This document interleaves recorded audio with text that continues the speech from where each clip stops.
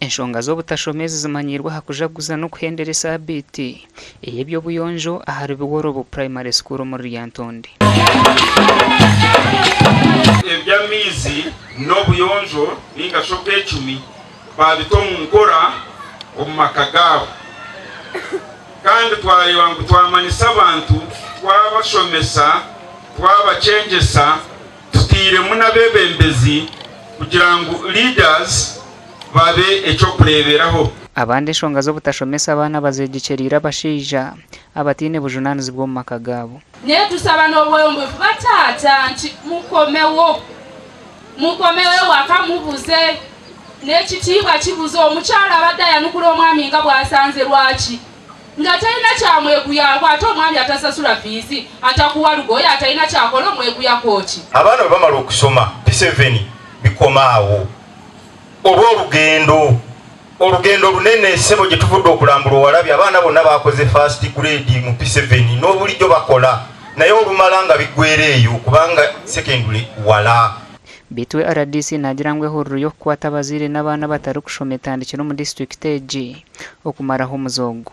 Ijo mbire ndi Kariro Town Council none ashanga obwana butakushoma nangwa nabutwara polisi naikana neya kugira ngo bampwere atunga abazaire babo barebe ko bakubasa kuyamba abantu abo. Ate notandika okugamba nti obwavu ekitegeeza gw'oboosi by'obwavu mu makago kubanga tuyagala kusomesa ki abaana bannange n'okusomesa abaana. Omugande mpabuhwezi kuruga muri Archdiocese ya Cincinnati omwihanga rya America bariyo nibakwatiraho amashomero mu Archdiocese y'Ambarra bari kugombekera za tanka z'amaizi nk'omuringo gumwe gw'okutungura eby'obuyonjo n'obwecumi omu baana bari omu mashomero.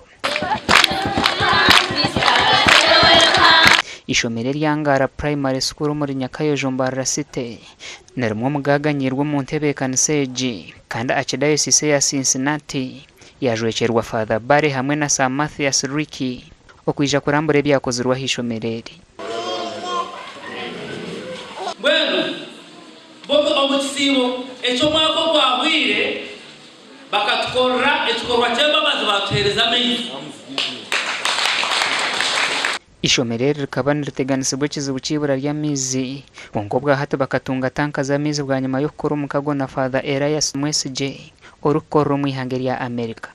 Kandi barugire a parish ya St. Susanna ahi Father witu wokuruga mu Uganda Father Elias na turamu wena aba bantu batuyambire ekintu kihango munonga.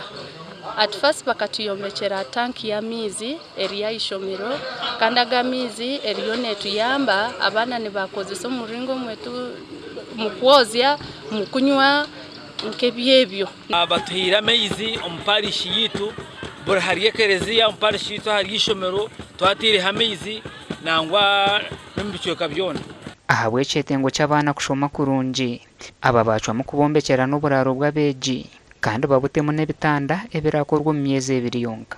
Kandi egi project bakaturaganza kutuyombekera dormitory eyabojo n'ayabisiki kandi twabaramza kugira mbu ishomero eine classrooms nungi konka teina hokuraza ki abaana kandi twashemererwa kugira ngo abana barareho bagwakorera oburaro babagurire ebitanda babukore bwona kandi wabana barareho obundi kikayongera aha mutindo gw'ishomero eryo abana batanga kubona gurereza. Ndi Stuart Twino Mujuni na Sande K William.